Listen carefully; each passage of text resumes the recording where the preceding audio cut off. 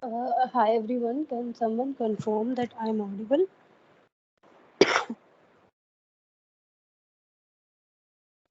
Yes, ma'am. Okay. Just give me a second. Somehow I'm unable to see my Teams controls on my desktop. I don't know why they are not coming up, at least the chat box. Just give me some time.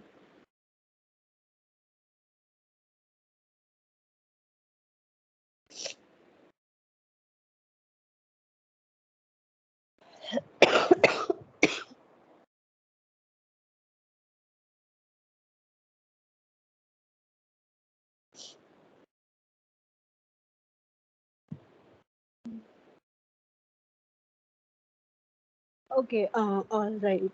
Let's get started.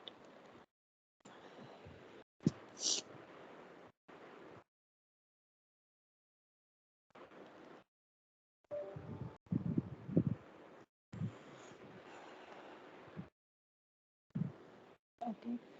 So we were addressing these various algorithms for demand paging yesterday, and we were talking about the page replacement algorithms. And we left off with a question.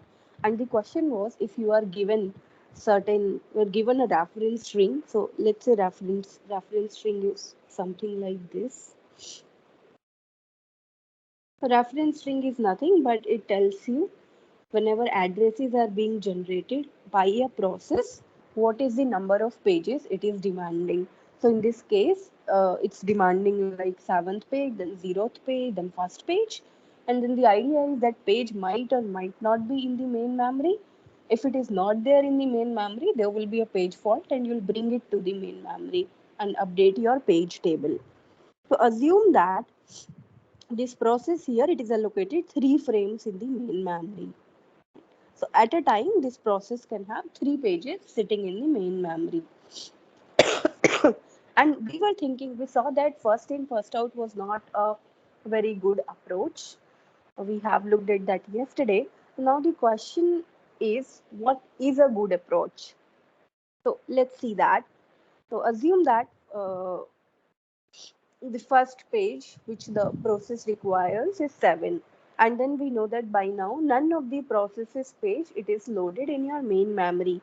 So when 7 comes, there is a page fault, right? Because this page is not there in the main memory, there is a page fault, and you bring 7 in one of the frames in your main memory. Correspondingly, you can update your page table. Then second time, page number 0 is required. Again a page fault. You bring it here. Third time, again a page fault. You bring 1 here.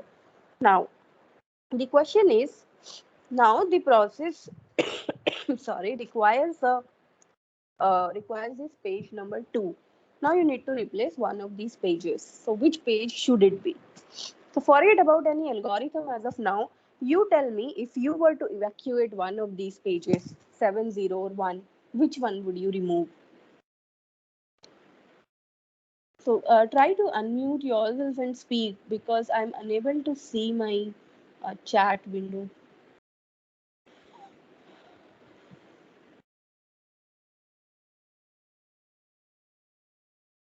Any idea why we have so less students in the class? Where are others?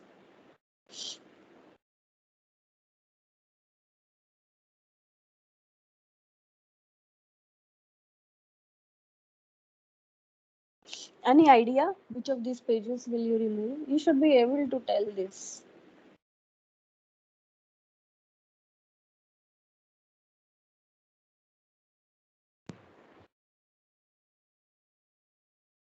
I could remove 7, 0 or 1.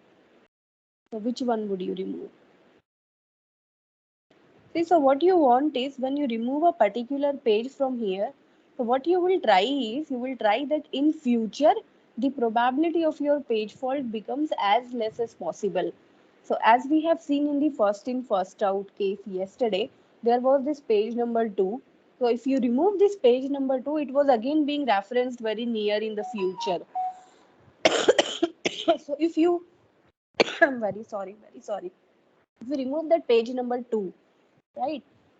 as of now, if you remove page number 2 and kept it back on your hard disk, then again after like 2 timestamps from now, you will require that page number 2, and again that would create a page fault.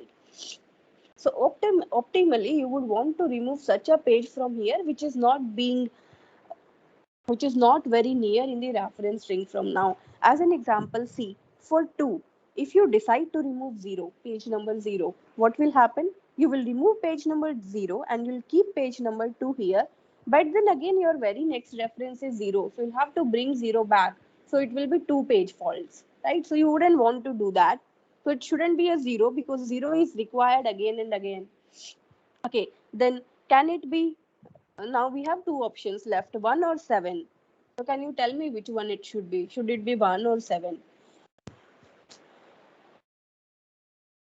So you see 1 is required somewhere over here and 7 is required somewhere over here.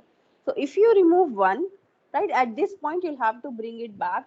If you remove 7, again at this point you'll have to bring it back. So basically if you remove 7, you can postpone your page fault till this time, right?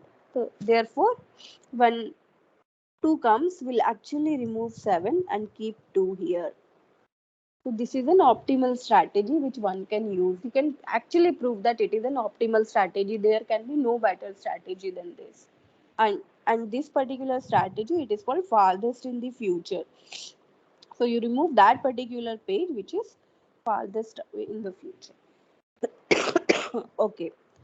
So on 2 I had a page fault. Now see, for 0 you wouldn't have any page fault because it is already there in the main memory. 3, again we need to bring back 3 in the memory. So which page would you remove out of 2, 0 and 1? Again we won't remove 0 because it is very next reference itself.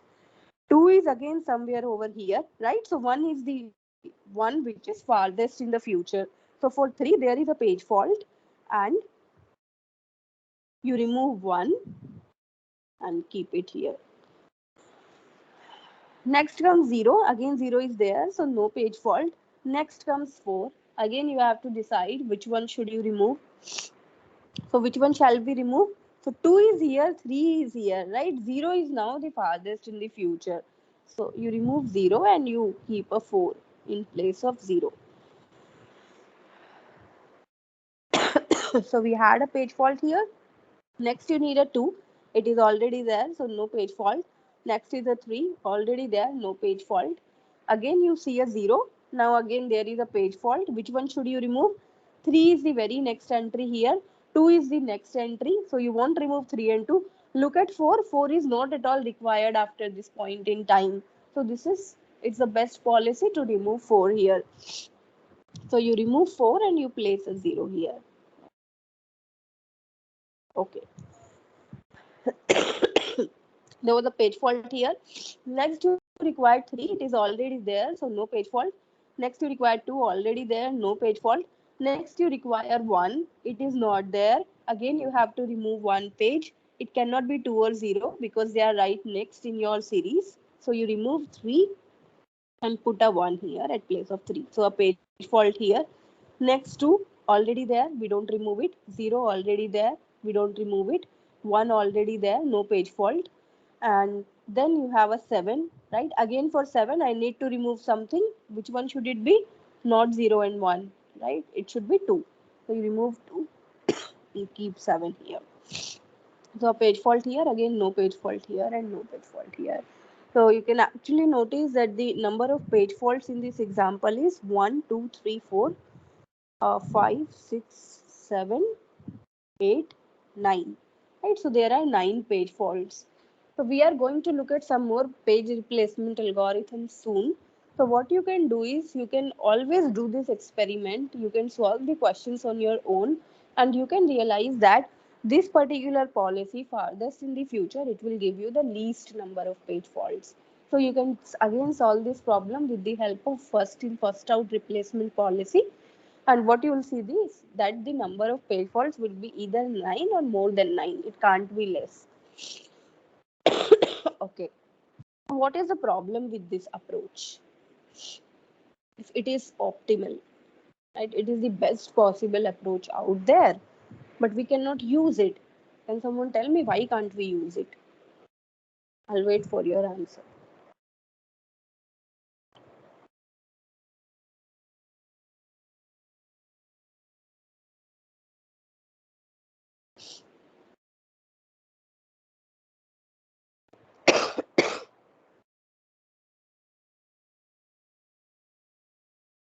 The answer is the same as why you cannot every time use the shortest job first or shortest remaining time first algorithms in CPU scheduling. What was the problem with shortest job first or shortest remaining time first? They were the optimal algorithms for your CPU scheduling, right? But we couldn't implement them directly. Why? Does anyone remember? The shortest job first said that you take the job which has the least processing time, right? Least burst time, and you execute that first. So that is the highest priority, and you execute that. Why couldn't we implement that?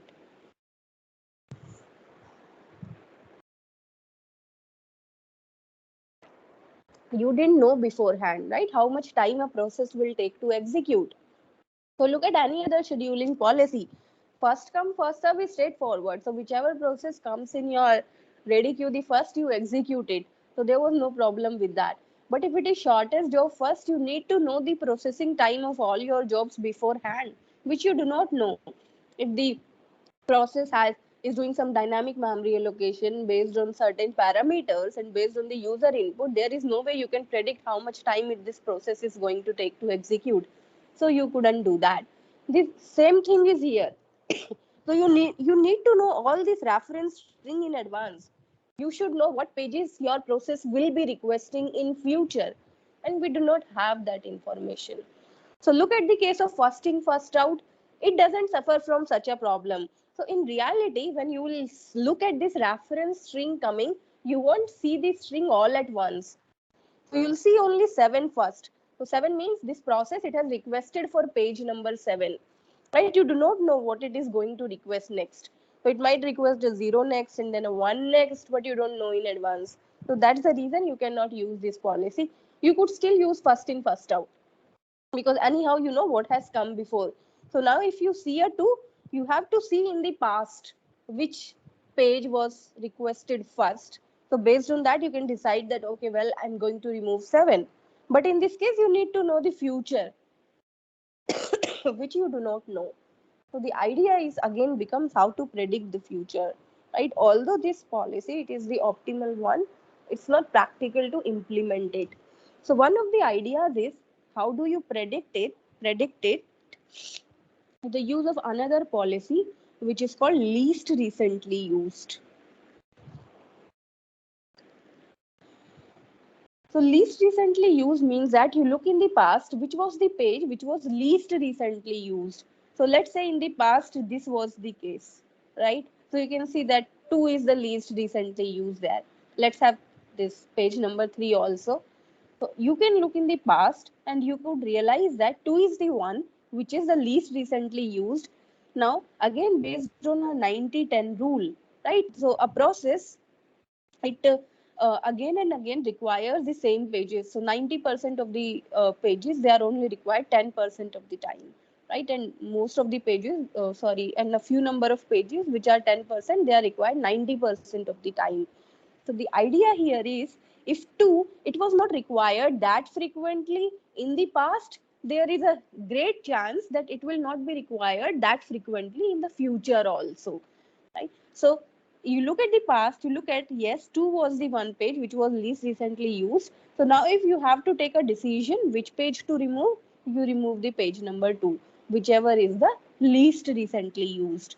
So let's again take this example and see how it will work out in the case of least recently used. So let's again write it down: 701 0304230321701. Right, and again you have these 3 frames, right? 7 comes, again there's a page fault, you keep 7 in the first frame. 0 page fault, keep 0 here. 1 page fault, keep 1 here. Next, you have a 2, so you have to evacuate one of these, right? And now you see which is the least recently used. You can't say at this point. So all of these 3 pages, they have been used only one time, each of them. So it can be any of them. So in that case, to break the tie, let's use first in, first out. So 7 was the page which was requested first. So let's actually remove 7 and put 2 here. Right, done. Now 0, it is already there. So no page fault. 3, it is not there. Again, you need to remove 1. I'm sorry, I've actually done a mistake. Okay. So 7, there is a page fault. 0, there is a page fault. 1, there is a page fault. So what I did was actually least frequently used. So we have to do least recently used, right? So when comes to, I need to remove a page, and you have to see which one is the least recently used. So 1 here is the most recently used, 7 is the least recently used. So although I did the correct thing, the logic was wrong. So 7 is the one which was least recently used. So you remove 7 and keep a 2 here, right? And there's a page fault again. Now comes a 0, it's already there, no page fault. Comes 3, again you have to see which one is the least recently used. So 0 was just now used, 2 also was just now used, so 1 is the least recently used. You see, we are doing the same thing which we were doing in the future before in the case of farthest in the future, but we are doing it in the opposite direction because it is the data which we have. Okay. um, so in the case of 3, you can't remove 0, 2, so you remove 1 and 3 comes and sits here. Next 0, so no page fault. Next 4, what should you remove? So now which is the least recently used? It is 2, right? So you remove 2, keep 4 here, again a page fault. Now see, you again need a 2 here. You just now remove 2. So which one, which page will you remove now? Again the least recently used. So 4 and 0 were just now used. 3 is the least recently used, right? And see, again we have the same problem coming back, but it will be better than the first in, first out. Again, now you require 3, which is the least recently used now. It is 0. So please stop me if you are not understanding it and if you want me to repeat it. Since no one is interacting with me, I'm sort of assuming that you are understanding everything.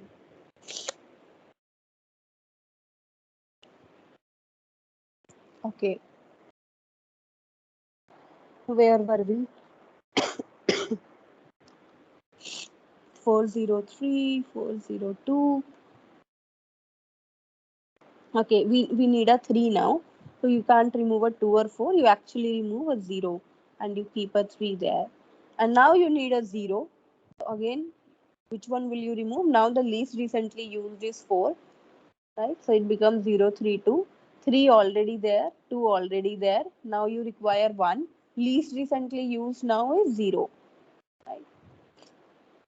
Okay, 2 already there, so no page fault. Now you need a 0 here. Least recently used is 3.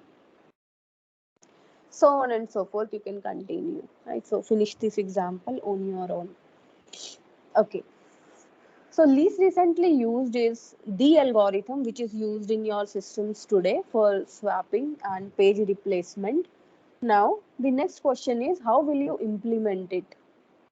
Right, so just as we saw that with first in, first out, you could implement it with a timestamp, but then we saw that the use of queue data structure was a better policy there.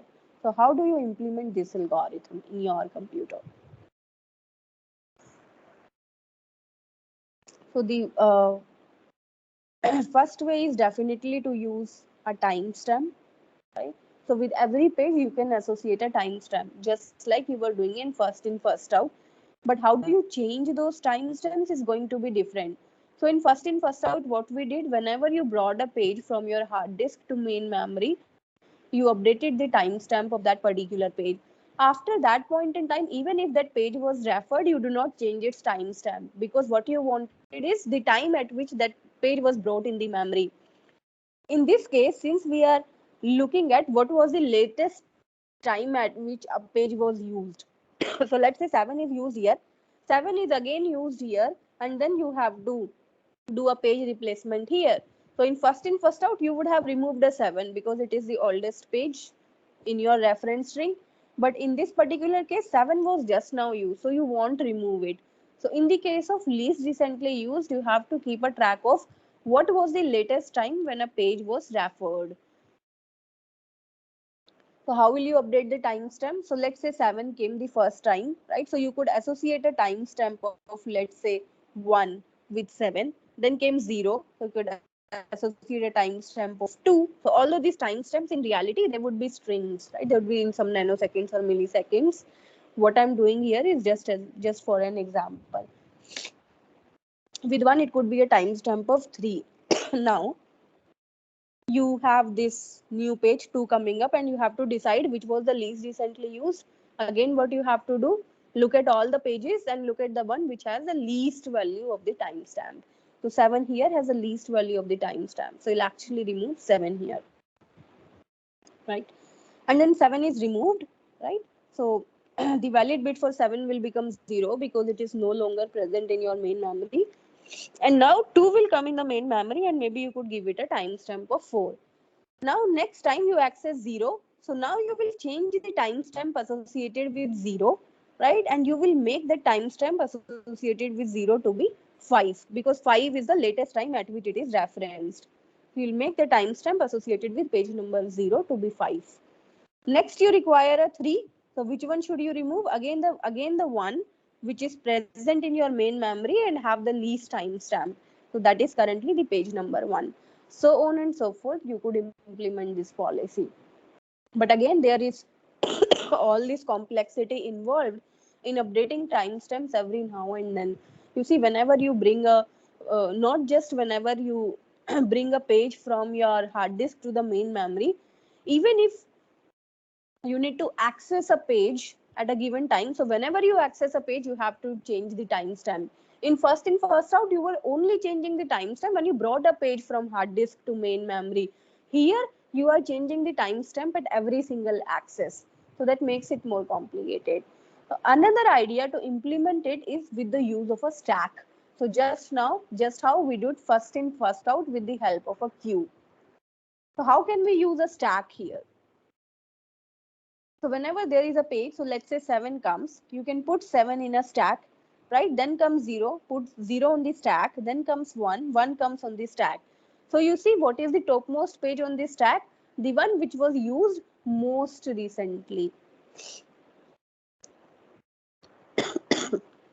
right? So it becomes 701. Now whenever you have to remove a page, you are going to remove a page that is at the bottom of the stack. So when comes to, you are going to remove a page which is at the bottom of the particular stack. One thing you need to take care of here is, so let's say you remove this page which is at the bottom of the stack. So now it became 0, 1 and now 2 became the most recently used. So it will be at the top of your stack. So you'll have to slightly modify your stack operations. Now see what happens. The next page which you refer is 0. Now 0 should come and sit at the top of the stack, right? So if there is a page which is already present in the stack and it is referenced again, you can't just simply push it in the stack. You bring it to the top of the stack. So the remaining stack remains the same and 0 comes and sit at the top of the stack. So the only idea here is the element which is at the top of the stack will represent your most frequently accessed element and the one which is here will be the least recently used element. Okay, so that is one way you can do it. But again, here you have to use a lot of stack operations, which will again make this entire process insufficient. So what our modern computer systems use is certain algorithms which approximate this LRU. So they use LRU approximation algorithms. So the idea of approximation here is you still get a result which might not be the exact result that you get here, but still it will be good enough, right? So what you can actually do is whenever you bring a page from the hard disk to your main memory, so you have a let's say you have all the list of the pages here. So initially, none of the pages is present in your main memory. So there is a reference bit associated with each page. So initially, all this reference bit is 0 for each of the pages here. Whenever you bring a page from your hard disk to the main memory, you make this reference bit to be equal to 1. So let's say there are a few pages which came in the memory. You make their reference bit equal to 1. Right? Sorry. So there would be some pages which would be having this reference bit 0 and the few pages which will be having this reference bit of 1, right? So reference bit 1, it actually indicates the pages which you have just now used, the pages which were actually referenced. So whenever you have to remove a page, you actually choose a page which is having a reference bit of 0. Now what is the problem with this?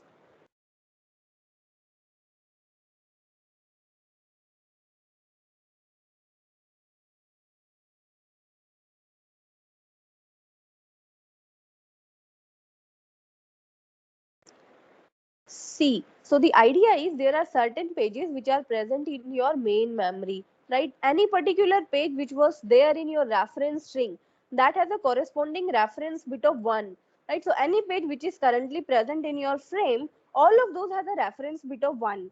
And you are saying that whenever you have to remove a page, you actually remove a page which has a reference bit of 0. But the problem is all these pages, and among those, the one which I have to remove, all of those pages have a reference bit of 1. So what we do, so the idea is to use a clock in the system. So what this clock will do after some periodic intervals, it will set the reference bit of all the pages to be 0. So let us say there was this reference bit, this reference string which was quite long, just like that. Let's write some numbers here. So as soon as you start bringing these pages in the memory, their corresponding reference bit, they start becoming 1. But after certain time, what you do? You set all these reference bits to 0. So let's say all of these reference bits will be set to 0 and you proceed. When these pages come in the memory, their reference bits will be set to 1. Assume that there is a page fault here, right? Which page you are going to remove? The one which has a reference bit of 0. So all these pages here, they have a reference bit of 0, right? So you are going to remove one of these pages over here.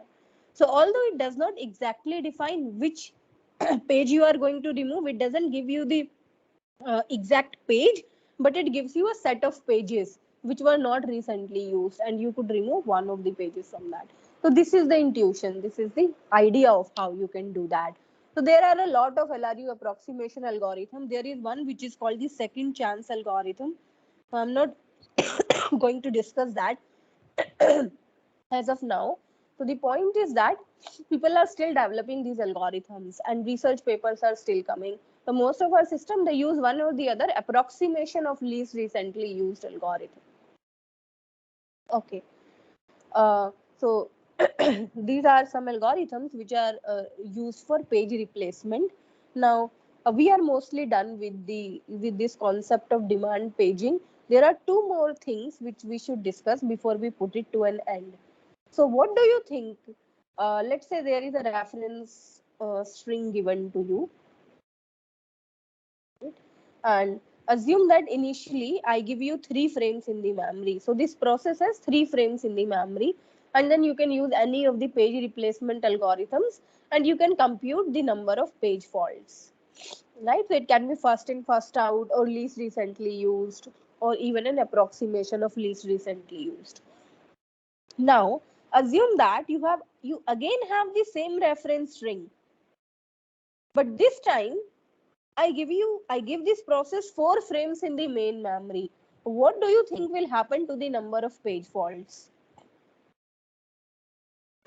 Will it increase, will it decrease, or will it remain the same? I'm increasing the number of frames a process has. So you can actually store more pages of this process in the second case. So on an outset, it might appear that the number of page faults will reduce, right? Because I can now store more pages in the main memory.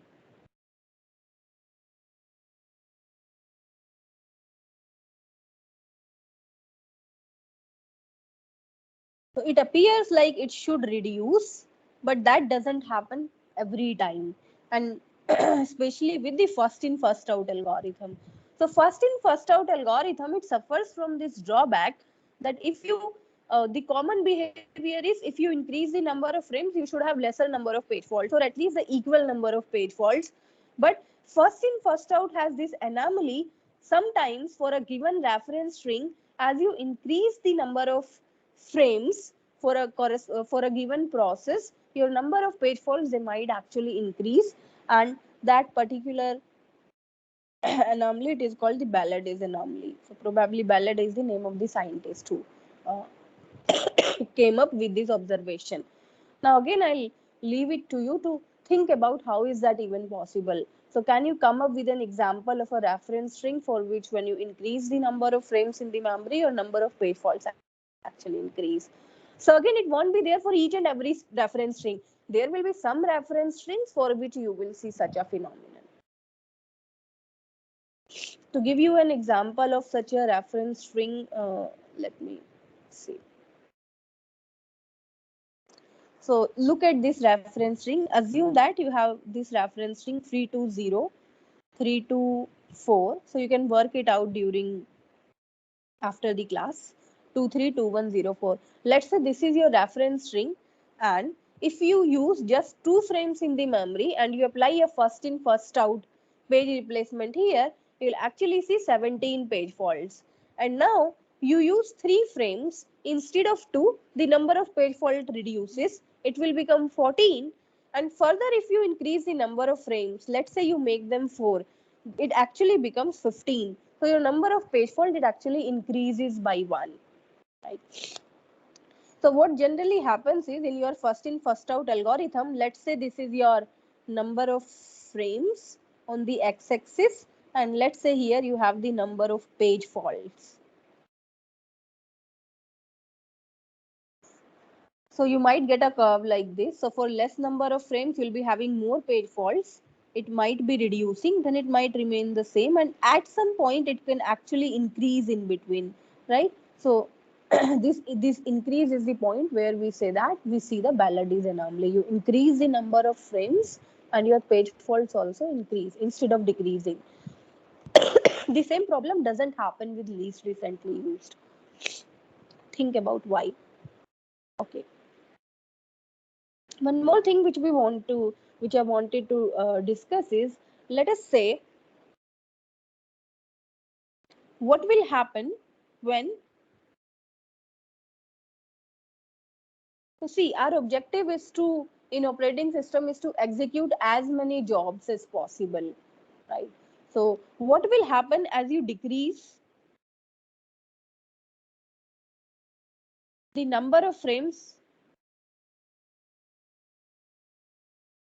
allocated to processes? So to keep it simple, assume that you have given an equal number of frames to all the processes, right? So what will happen as you decrease the number of frames? So initially, let's say there were 3 processes, right? And you were giving 3 frames to each of the processes. Assume that your memory has a total of 10 frames. 3 processes, or even forget about the number of processes. So let's say there are 10 frames in your memory, and to each process you are giving 3 frames. So how many processes can you execute? 3, right? So 3 processes, they will take up to 9 frames in the memory, and you won't have a space for another process. So you could execute 3 processes here. Now assume that you reduce this number of frames and you make it 2 frames per process. This time you can execute 5 processes. So you see, reducing the frame numbers allocated to each processes. So when you reduce that, you can increase the number of processes which you can run. So if you want to increase the degree of multi-programming in your system, what you have to do is you have to make this number of frames lesser and lesser. Right? And what will happen then? What should be the optimal number of frames you should allocate to each process? So definitely I say you just keep reducing the number of frames you allocate to each process and you will get a nice degree of multi-programming. So should we just keep decreasing the number of frames? What if ultimately to do this, to increase your degree of multi-programming, you just allocate one frame per process. There is a new problem incorporated in the system. Right now, each process has just one frame in your memory, and every second reference, it will induce a page fault. Right? So let's say your reference string is something like this.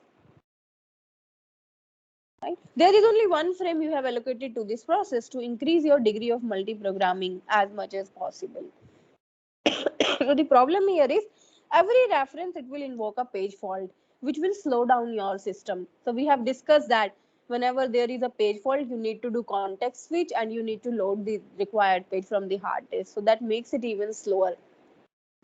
So the idea is if you increase the degree of multi-programming by reducing the number of frames you allocate to each process, degree of, let's say, multi-programming here, and let's say here is your CPU utilization. And I can also say that when I'm going in this direction, I'm reducing the number of frames per process. Initially, when your frame size is very large, let's say you say to each process, okay, I'll give you 100 frames. At that point, maybe instead of 100, giving 90 frames might be better so that you can run more processes. So initially, the CPU utilization, it will increase. But after a certain time, because you have very less frames for each process, there will be a lot of page faults, and most of the CPU time, it will actually be wasted in just context switches. So thereby reducing your CPU utilization. So this particular phenomenon, it is known as thrashing, right? So this is the point where it start reduces. So probably this is your optimal value for the number of frames which you should allocate to each process.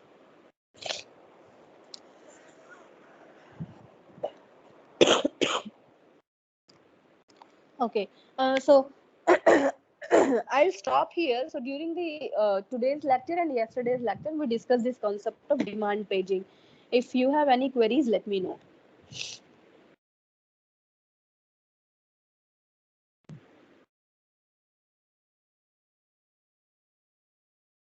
So our next topic, it is going to be secondary storage and input output system. So how exactly, what does a file mean on your system? What is a directory? Where exactly are those files stored? How you determine the address of a particular location on hard disk, so on and so forth.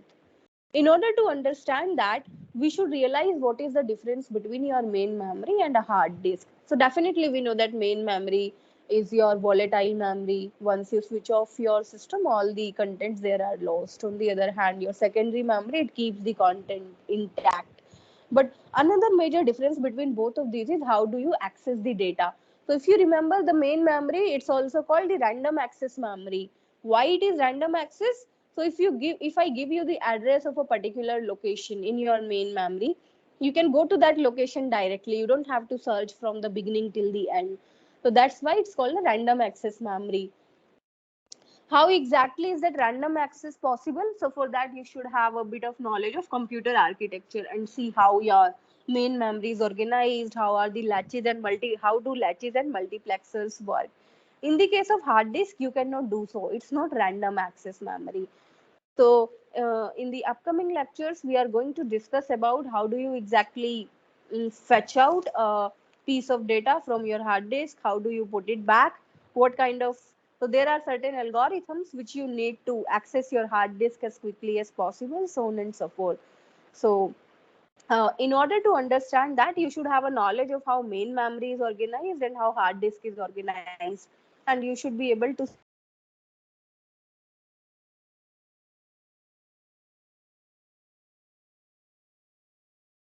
YouTube, which explain how is a RAM organized and how is a hard disk organized.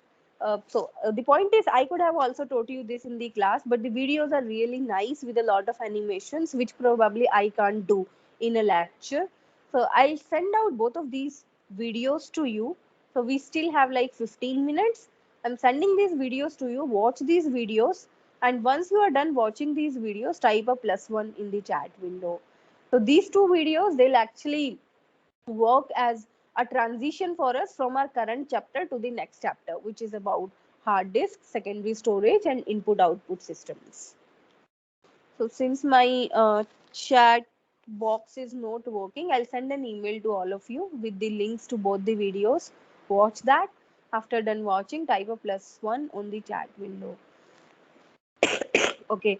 And regarding the tomorrow's lecture, I'm actually very sick, and I think you guys also have your minor two coming up. You need some time to for preparation. So we won't have a lecture tomorrow.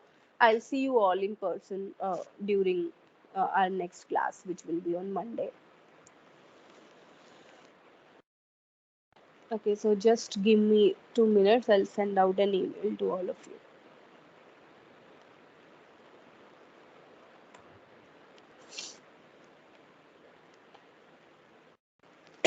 If you have any queries, you can discuss with me.